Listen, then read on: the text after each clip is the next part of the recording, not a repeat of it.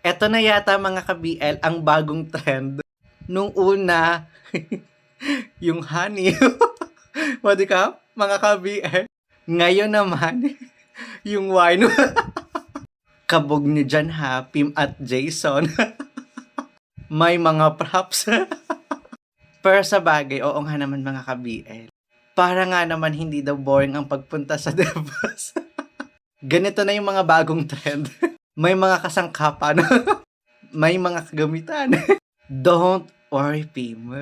Ako na ang bahala kay Tan. Dito ka na kay Jason, tapusin mo to. Let me handle Tan. Si Tan na seloso. Kahit itanggi mo pa Tan. Halatang halata namang nagseselos ka. Pero in fairness, gumapo talaga si Daw. May mga post na parang pinaayos daw niya yung mata niya. I don't know if that's 100% true. Pero ang mahalaga, lalo siyang gumapo ngayon. Selos pa more. Okay lang yun, Tan. Oo. Ganyan talaga kapag umiibig. Pero Pim, bad yun ha. Talagang pati yung childhood nyo ni Tan, hindi na ako magtataka kung sa mga susunod na episode, sobra siyang magagalit sa'yo. Good luck, Pim. Pero parang meron tayong side couple.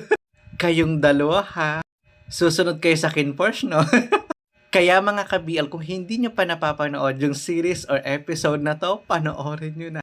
And pa-follow for more BL contents. Grabe naman po yan, Jason.